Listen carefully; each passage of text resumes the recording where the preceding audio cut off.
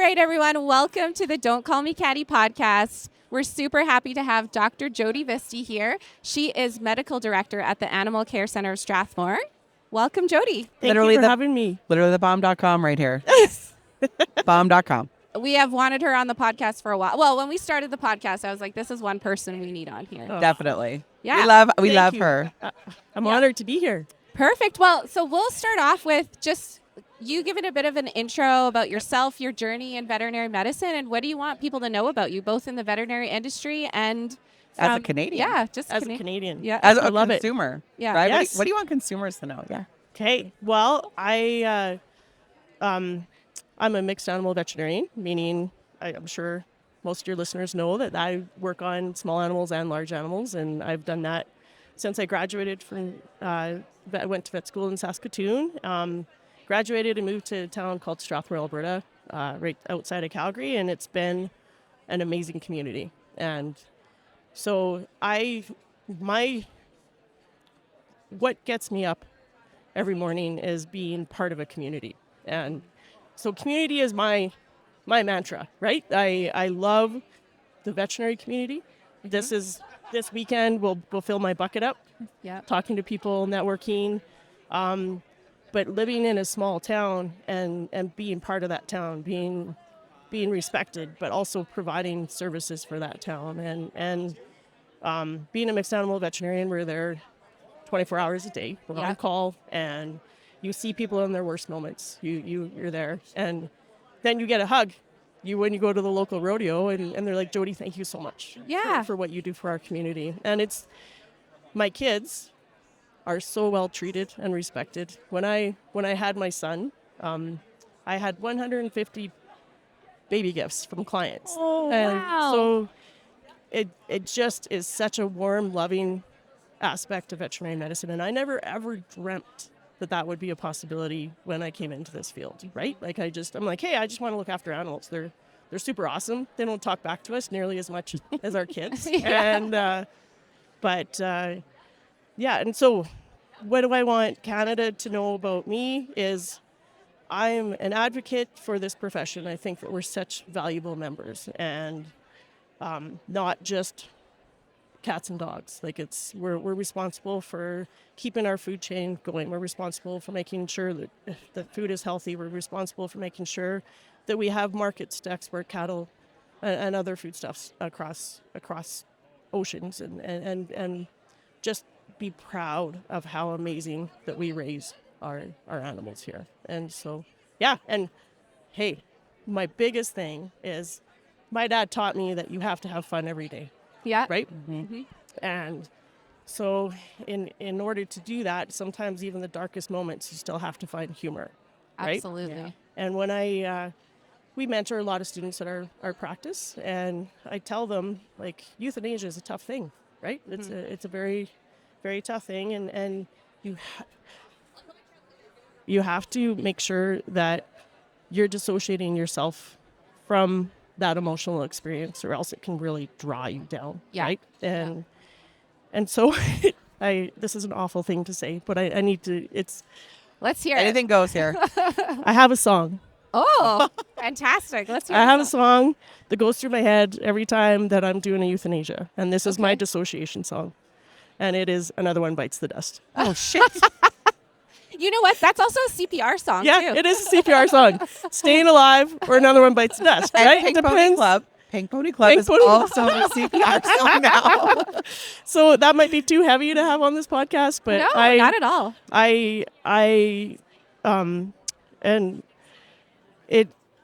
Death is a part of life, and in our profession, it's known that when you have livestock, you have dead stock, right? Yeah. And I think us as veterinarians respect that so much more than the human health industry, and I'm so excited to see changes happening in the human health industry, that people can elect to end their suffering. And it's such a huge privilege in our profession to be able to do that for animals, right? Absolutely. And Well, so, even their owners. Yeah. Right? Yeah. Yeah.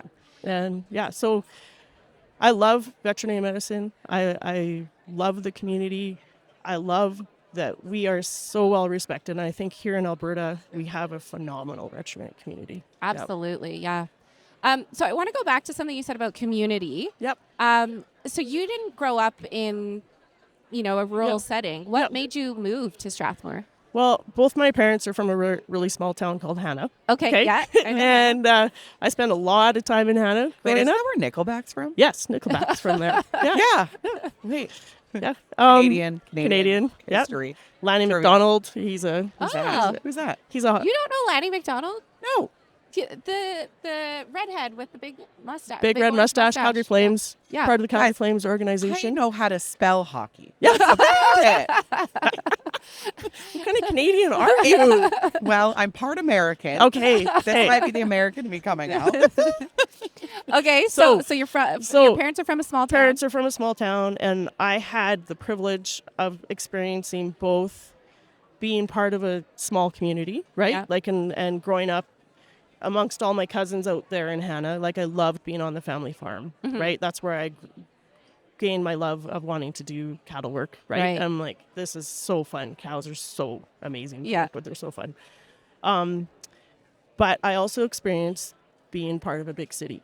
Yeah. And not many people have had that privilege in their life, right? And so I wanted to make roots in the community, and I felt, and I wanted to do mixed animal, right? I wanted to work on cows and horses. So I chose a community close to Calgary so that I could have the best of both worlds, and I truly do. Yeah, that's great. And Yeah.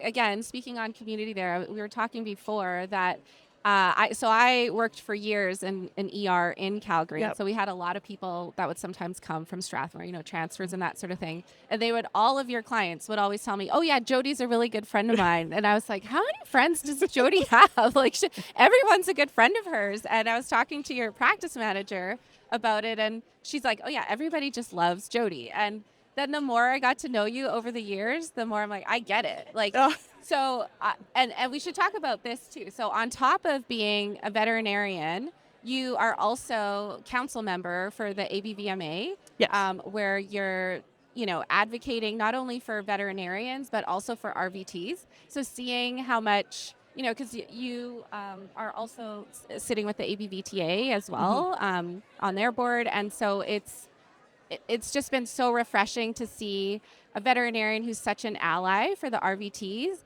but who's also advocating so hard for the industry in general. I don't have enough good things to say about you. Like, I think you are like one of the smartest people I've ever met. You're such a good community member. Everybody loves you in your community, and you're so humble at the same time too. And yeah, you're just so fantastic to be there. But one of the questions I have is, so you're newer to the ABVMA Council. What do you like about being on the board? What have been some good surprises for you as council member, and what are you excited about for the future of VetMed? So I love being able to see our profession from the top down. Like, that was so, like, it rejuvenated me, right? Like, you kind of, you get into, in private practice or general practice, you get into this, like, just everyday grind. You just keep going and you just keep going, and you work through COVID, you work through all these things, and you know that there's this governing body and this membership body that is overseeing you, but they're in the background, right? And I'm like, man, I need to give back, right? Like, and we are so short of veterinarians in rural Alberta. Right? We're short of veterinarians everywhere, but rural Alberta, like, just in my practice alone, we are servicing communities an hour and a half, 2 hours away that don't have access to veterinary care. And we've had cases die on their way in, right? And so we need more veterinarians. And I don't think, and techs. Sorry, let's make sure we talk about RVTs. We need to expand the community. Yes, yes. And I don't think people realize just how amazing it is to live in a community, right? And so I'm like, let's join council. And I had this amazing person nominate me for council. Her name was Leilani. Oh, I see. Yeah. Jodi was literally the first person I thought of. They were like, we need a DVM on the team. We want someone who's like, like, we want diversity on council all the time. And so, we needed more people with large animal experience, with rural experience. I'm like, I know the perfect person. So she was my first phone call. So coming on to council, seeing how first of all, I was amazed at how incredible the team was already, right? Like the ABVMA staff is phenomenal at what they do. They're welcoming, they're open, they're informative, and then just the council, like the relationships, the respect that is shown to each other, but the open dialogue that can be had. I'm like, man, I do have a voice, right? I do have a voice, and this is really cool. But I also can hear other people's voices, and like, I really think that it benefits us as Alberta veterinarians that we have such a diverse and very respectful and open dialogue on council. Like, it's. So you know, I think I heard that's what's keeping you up at night right now is the shortage. What are you hopeful for the future in our industry? In the past 5 years, I've seen amazing things happen. Okay, that has dramatically improved our industry, and one of those is Animal Health Inc. Right? Oh, so, this is just. Yeah, I think I'm sitting in the wrong seat. Yeah. So wow. So one of the concerns is burnout in our profession, right? Like how do we make sure that our veterinarians are still enjoying and thriving at what they do, right? And so it was so hard. You could be on call for a weekend and you could have 17 calls on a Sunday and actually not see a single animal, because most of those calls were dealing with, oh, my dog is vomiting, or hey, doc, what should I treat this calf with, right? And all those calls, so you would make no money, but you would spend hours on the phone. And, you know, that's taken away from time that you could have with your family, or, you know, going and doing some me things, right? And this amazing RVT, and this is what is I'm so excited about. Leilani and Sean developed a company called Animal Health Inc. that they saw that need that we have, and it is such a remarkable service. It filters out all of those extraneous phone calls. When we get notified we have an emergency at night, we know that it's a true emergency, right? And not only that, they know that I'm out on a rural road that nobody else knows. Like, my husband sleeps through every single emergency that I ever had, right? But I know that my Animal Health Inc. technologist knows that I'm out on Range Road 254 at 2:00 at night. And if they don't hear back from me within 2 hours, then my safety could be at risk, right? So you just think what that means to somebody to have, I'm safe. I have somebody who's looking after me, right? So that alone is just so remarkable in helping our profession, right? And so what I'm excited about is all the innovation that's happening, all of this, like, artificial intelligence, AI, right? Like, we have to qualify that in our profession, because AI can mean multiple things. Right? Yeah, absolutely. That is very true. Artificial insemination. Yes. For those of you that don't know. Let's take acronyms out. Even just like medical transcription software, right? We take a phone into the exam room, we come out, and it writes a medical record for us, which is hours of saving and time of writing up medical records, right? So I am so excited to see what the future holds, right? Where are we going with veterinary medicine? It's how can we deliver it? And one of those is how can we better utilize our VTs, right? Like our technologists, like how, and what ideas do technologists have, right? Like, look at the business model that Leilani thought out, right? And I know Leilani, I sit beside her, and there's 10 new business ideas a day, right? I know. It's so exciting. And have you seen our social media? and I think that's an untapped resource in our industry. Like, we're not the innovation and not tapping into our technologists enough, right? How can we better utilize them, but how can we listen to them? Right. What ideas do they have? Like, how are they going to change our profession, right? Well, and I think you can, especially working with the ABVTA like you do, there are techs that are ready and willing to step up to the plate and help out. They're like screaming, like, give us more responsibility. Yep. I want to be a solution to Yeah. the problems. So Yeah. I'm excited for that too. Yep. Yeah. But yeah, what's keeping me up though is how do we encourage people to live in rural Alberta? So that was going to be my next question for you. Because I work with students, like Yeah. vet students, and they'll be like, I want to work rural. And I'm like, do you actually want to work rural or you want to live close to a city but mixed animal? Yeah. And that's usually what it is.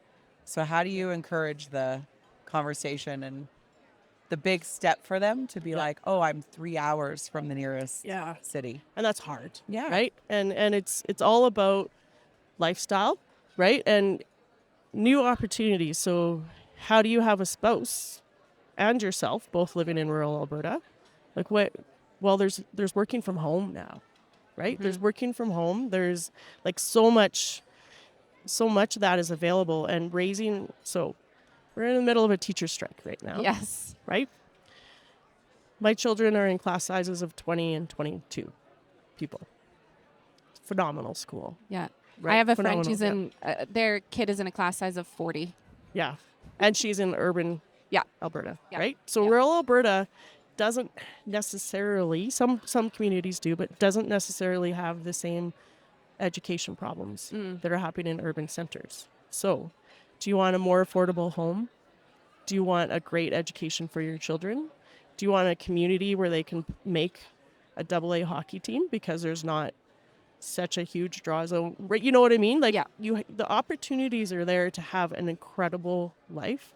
It's just, are you willing to give up access to that mall? Are you willing to give up access to ballet or other cultural things that happen in the city, right? Well, there's convenience too. And convenience. So I read something the other day that talks about how do you actually need to, because life is so expensive, right? Yeah. People are like, well, I'm never going to be able to afford a house anyway, so I'm going to buy this bag or go buy a new car or go on this trip because they can't afford the things that their parents did. But if you're willing to give up the convenience and move a little bit outside that area, you can afford the house, you can afford the car, you can do it everything. With a bigger yard. With a bigger yard, you can have all the animals, like me. You can go on a weekend trip to the mall. Yeah. Yeah. Part of living in rural Alberta is a lot of your sports teams are travel teams. And so you get to travel throughout the rest of Alberta. So this morning, my husband and son and daughter packed up the car and drove 2.5 hours from Strathmore to Rimbey to play hockey.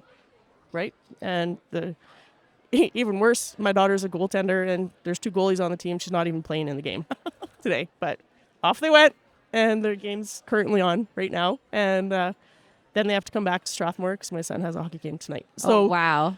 However, that sports community is also another community. Right. Right? And a very great lady by the name of Jodi Carrington. I don't know if you've ever heard of her. Dr. Jodi Carrington? Dr. Jodi Carrington. She's actually from Olds, Alberta, but she is a child psychologist and does amazing. You would love her. Okay. You should get her on the show. Yeah. Okay. She talks about how sports has become the new community, right? It's taken over from church, and not necessarily that's a good thing, right? But who you're spending time with is those people that you're seeing on the weekends, right? Like that's your and you have commonalities, right, with these people because your kids are playing the same sport together. They're the same age. Yeah. And like there's just going back to my initial. What gets me up every morning is community. There's just so many different communities, but I love them all, right? Yeah. And hence why she has 150 friends. yeah, Exactly. but I don't. Like I love I love nothing more than to sit at home reading a book at night, right? Because I think I'm an extroverted introvert. I don't know. I could do so many personality tests, and I'm like all of them. I don't know how to. But I need to have some. That's my unwinding time, right? Yeah. Like whether it's a trashy romance or whatever it is, like it's just hey, let's de-stress but yeah, like if you can't enjoy the day and enjoy the people around you, like it's such an amazing life. Yeah. If you can just enjoy the little things every day. Otherwise, what's the point? What's the point? Well, and I think it's so interesting that, well, I'm going to bring up Leilani in this comment, Yeah. but when you talk about burnout, one of my friends is a psychologist, and she Yeah. says burnout is the curse of the strong. So when you think about vet medicine, they're like the strongest people in the world, like from being empathetic, all of that. But then Leilani and I were having a conversation because I'm like, I feel like I'm burning out. And Leilani said to me, because you're not doing enough things that make you feel good. Yeah. So now it's like I try to find things that make me happy and fill that cup. But I think that's where, like, if I ask someone, who are you? Yeah. Usually their first response is, I'm a veterinarian. Yeah. And it's like, that shouldn't be your identifier. Right? Like Right. it I should agree. be Yeah. like, who are you? Yeah. Like, Yeah. do you like to paint? Do you like Yeah. to hike? Yeah. What are the things that make you unique? Yeah. Yeah. It's not your job, No, it's true. right? Right. It's Sorry, I could go on about yeah, no, and I love it. I love it. And I mean, burnout, I do want to talk about one thing that's really critical right now. And for veterinarians, the reason that there's emotional burnout, right? Because the gap between what clients can afford to pay and how expensive veterinary medicine is becoming is getting wider all the time. And so that's the beauty of rural medicine is you've learned to practice with multiple different ranges of economic diversity, right? And so learning how to meet the needs of the patient and the client is getting harder, right? And veterinary medicine is requiring you to make educated guesses a lot because diagnostics aren't necessarily affordable. Mm-hmm. And if you're wrong on that educated guess, the consequences can be extreme sometimes, right? You can get reported to the ABVMA of something the animal doesn't live, right? And it's not your fault that happened, but you're held accountable, and it's just not right, and it's not fair, and that can take a toll. And sometimes it's just a social media review. Sometimes it's right. But the most important thing that I tell all my staff, I said, is you have to care. Mm-hmm. Even if you don't care, you have to act like you care, right? Because that is the crux of it is we do care, but you have to make sure that no matter what client comes through your door, right? You care for them, and it's not just the pet that you care for, you care about the people, right? And I'm the worst mentor in the exam room because I have these long-term clients and we spend 2 minutes discussing their patient and 25 minutes discussing their trip to Mexico or how their kids are doing. And But again, And I know one of her clients, Yeah. and yes, that is exactly what happened. yes. but Hey, again, how was his it's- last cruise, right? That's so important to the relationship, though. Yeah. It's not just the veterinarian-patient relationship. It's the veterinarian-client-patient relationship. And well, I always say this is why veterinary professionals would do so well in the apocalypse is because I've Because- never thought about I haven't this. thought about that either. So, well, you know how much I love zombies, and I'm like, we're used to avoiding getting bit. We are we're resourceful, right? When there's limited resources to work with, and we know how to handle ourselves in an emergency. So I'm like, this is why we're so good. I think it's an excellent skill to have to be able to work with all those different things going on. And actually what I tell my staff, because same thing, it can be really hard when something goes wrong, is I'm like, at the end of the day, if I can look myself in the mirror and say, I did everything I could possibly do within the confines of, everything from finances to my knowledge to what was going on with the client. If I can do that, look myself in the mirror and say, I did everything I possibly could, then I can sleep okay at night, right? Regardless of what the outcome is for the patient. Not that doesn't, obviously hurt sometimes, but I can sleep at night knowing I did everything. Yep. Well, and I think too, we often forget as professionals that we are still human. Yeah. Absolutely. And consumers sometimes forget that we are humans and we can make mistakes or forget things or we have bad days too. Absolutely. Right? Yep. Well, and it's not even necessarily you had a bad day, just excuse my language, sometimes shit goes wrong. Yeah, exactly. Right? Yeah. And you feel responsible, but you're not. Or like maybe you could have done differently. You can always learn. Yeah. Right? But you have to forgive yourself. Yeah. Show yourself some grace. And we're all these stupid introverts that focus on the 5 things that we've done wrong and not the hundreds of things that we've done right. Yeah. Right. And it's a fault of our profession for sure. It's the fault of many people. Yeah. Yeah. Because I will not go to sleep at night thinking about things. Like, I have talked to Leilani about things that I'm like, I really screwed something up. Yeah. Right? And I will play it over and over and Yeah. over. And it's so unhealthy. Yeah. But all you can do is you either choose to fix it. Yeah. So that doesn't happen again. Like, you have to learn from it. Yeah. Right? So I want to switch gears a little bit and talk about, you owned this rural practice thriving in Strathmore, and you recently sold. How long ago was that? 2021. Oh, End of okay. So about 2021. 4 years ago. Yeah. Okay. What was that experience like? What did you take away from it? Any regrets, or are you like, was it a great decision? What led you to the decision? Yeah. Tell us all about that. Okay. So we're going to backtrack a little bit to 2020. Okay. Okay. COVID. COVID. Oh, COVID. So COVID was rough. COVID, sorry, I'm going to cry. Oh, We got Kleenex. we got Kleenex. Yeah. Sorry. It's okay. Don't be sorry. No, Why? it was very rough. It was the worst. So, okay. So we had a phenomenal team at our clinic, right? So mixed animal practice during COVID. COVID started in the middle of calving season, right? So we're like, okay, Yeah, March. March Yeah. 12th. yeah. So what's going to happen if our clinic gets shut down because everybody has COVID, right? So we cohorted. So we split our team into 2, thinking, hey, I'm sure the workload's going to be less. So let's split into 2. So we had half the team working Monday through Wednesday and the other half working Thursday through Saturday, and then a vet on call for Sunday, right? Amazing team, like incredible. But our workload didn't. So suddenly you're working with half the team that you normally work with, right? But our workload like doubled, if not tripled. Yeah. Right? It was insane. I'm like, what is happening? Yeah, I here, remember right? thinking like, am I going to get laid off? Yeah. Like, what's going to happen? And then Yeah. it was like opposite. Yeah, and I'm separated from half my team.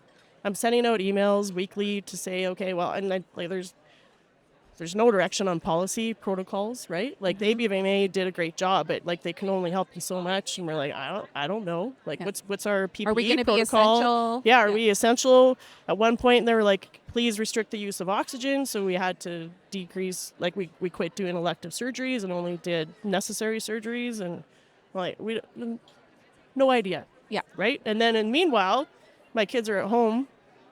Right, with my husband, thank goodness he was at home with them, and so they were doing all this stuff and they were having fun, and I would come home like a puddle, right, and be like, oh my god, this is horrible. Yeah.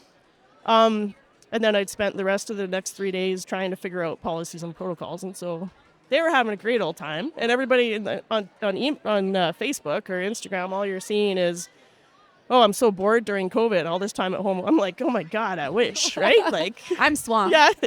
Anyways, I was never going to sell to a conglomerate, right? A large corporation. I'm like, no, we're a family-based business. My mom was my bookkeeper. We started it from the ground up. And there's so many stories I can tell about that process too at one day. But I'm like, no. Then all of a sudden, COVID happened. There was these amazing, incredible prices being paid for rural practice, and I'm like, I can't ignore this. Yeah. I can't. I have to think about my family, and I have to think about the future, and I And you never see that. never see that. Like and, those numbers yeah, in rural practice. And also, I'm like, man, COVID was tough. There were so many unknowns. The fear of not being able to provide. I didn't know whether we were going to get shut down, right? And I'm like, okay, there's a lot of people who rely on me, right? And so I waited, like I met with a lot of corporations, and I vetted them out as much as I could, right? I wanted somebody who wasn't going to flip the practice right away, right? I wanted somebody who was going to care about this practice, but also give some added value to the team that was already there, right? And so I chose VCA, but much to my husband's chagrin, I signed on the last final minute of the last final day because it was so hard to give up my baby. I bet. It was I so bet. hard. I was like, oh, I can't believe it. And I had team members that had been there from the beginning, and I was keeping this from them because I'm like, this is hard. It is Yeah. so hard to sign. And I didn't regret it in the sense that it took a huge weight off my shoulders. Yeah. In that I didn't have to be responsible for paying employees anymore, right? And they signed a really long-term lease. I got to keep the building and keep the land. So I'm like, okay, I still have a piece of this, and they kept me on as the medical director, and I still am there, right? 4 years later. It's had its challenges, right? I don't have the same freedom. Like, we want to hire some staff, but then they say, no, you can't hire because we can't afford to hire the staff. And I'm like, yeah, but we can make more money if we do hire the team member. And so there's some challenges there. And it was not received well by the team, for sure. I lost a critical team member, rightly so. And it was hard. I still have guilt over it sometimes when we were having frustrations with dealing with, typical corporation issues, but they've been, for the most part, really good to deal with. Yeah. Right? So did you tell everybody as a team or individually how? There's a few team members that I told prior, Mhm. but the rest of the team I got all together and we announced it Yeah. on a certain day. I Well- didn't sleep for sure. Oh, of Is- course. Is there anything you would do differently about that announcement? Well, it wasn't handled well by VCA, and they know that. I've been very open about that. I'm like, man, you guys could have made this transition way better, but it was, again, just right after COVID, right? It was 2021, December Right. 2021, right? So I should backtrack for another reason. Sorry, the reason I was crying earlier. Right. Another decision in it was my mom was my bookkeeper, and she has been a amazing. It's so cool being part of that with her. Yeah. And my dad, he, sorry, Don't be Don't sorry. apologize. when we were building the clinic, he was my rock. He was there every day, like, because we built this new clinic in 2013 out on the highway. It was a 10,000 square foot building, and he was there every day. He was so excited about it and so proud of it. And he died of COVID in October of 2020, and I saw an opportunity for my mom to have a little bit more freedom. Right? He had Parkinson's for quite a few years, and her health was deteriorating and looking after him all the time. And I'm like, okay, my mom's been my bookkeeper. She's responsible for payroll every 2 weeks. She's approaching, she's in her mid-70s. And I was like, man, this is an opportunity for mom to have some freedom. And so she's the only person I had to fire when I when I sold. But And happily. she was very bitter about it because she's like, I've never been fired in my life. And I'm like, I know, Mom. Here you go. But you So, retired your mom. I retired my mom. Yeah. She's still my bookkeeper for some other, we still have some little companies, and so she helps us with that, and she likes that because it keeps her mind going. But she is currently right now in New Jersey. My nephew got a lacrosse scholarship, and he's at New Jersey IT, and she's out there Amazing. for homecoming in New Jersey with my Aw. brother. So she has been able to travel. She's been able to have some freedom, and it has been very much worth it right. that way. Right. But what else would I do differently? I don't think there's an easy way to do it, right? Like, I don't know if involving the team and letting them know that I was thinking about it before would have made a difference. Because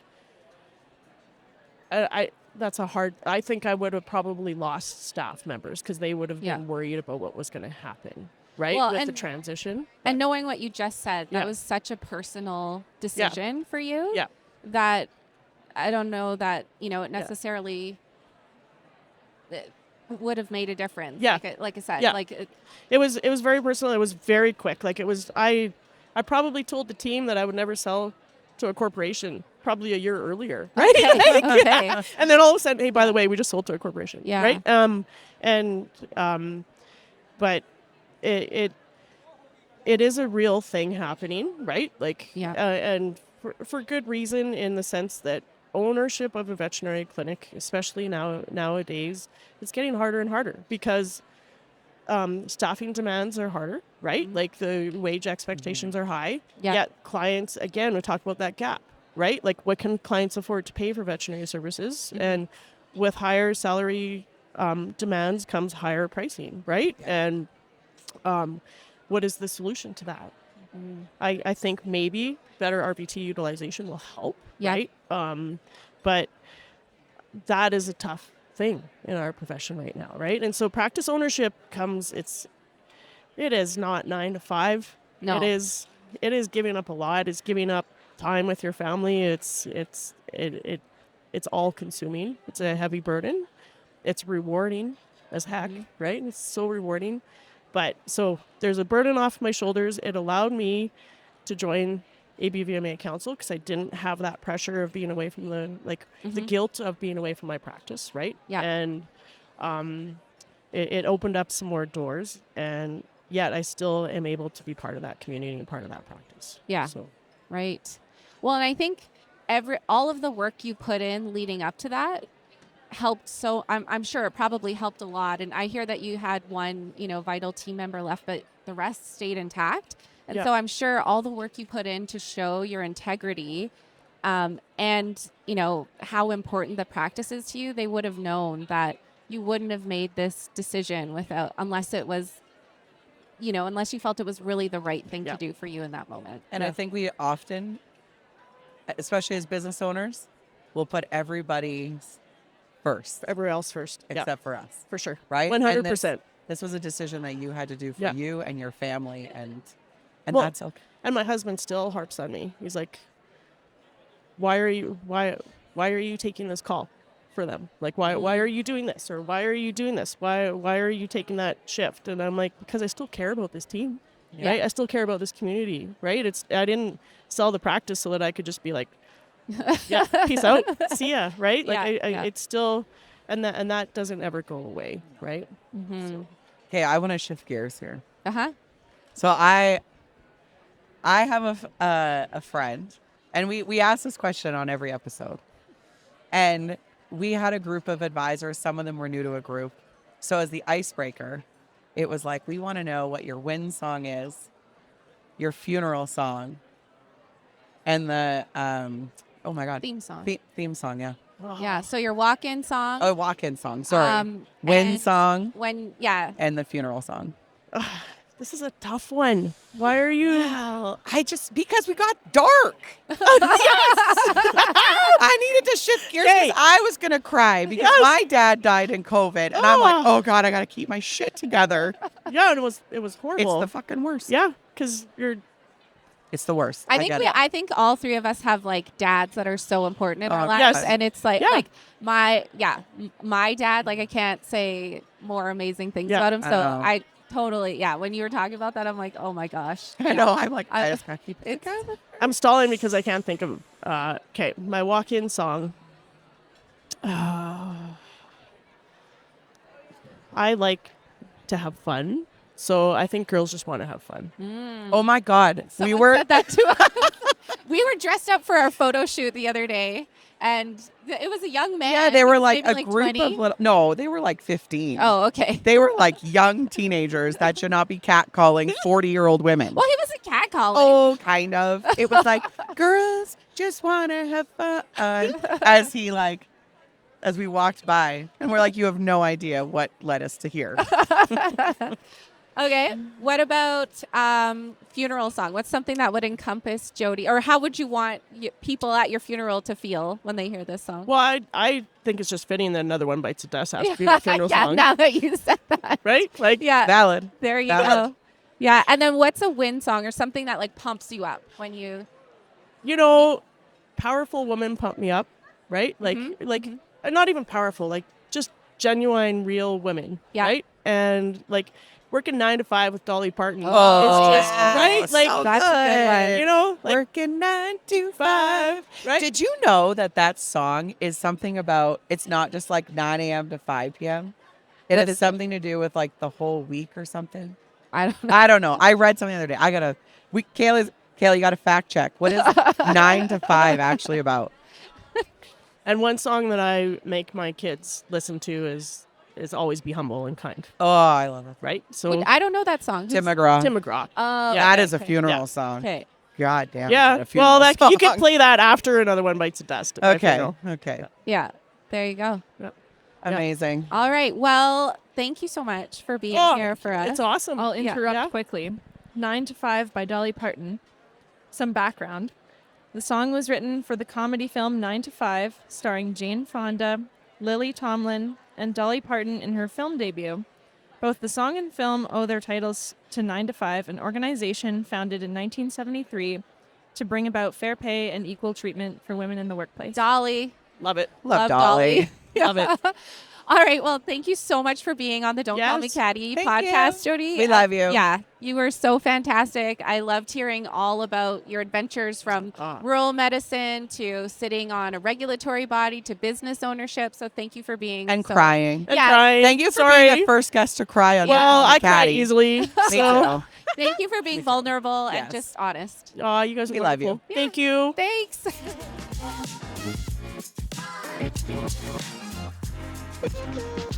Here you go.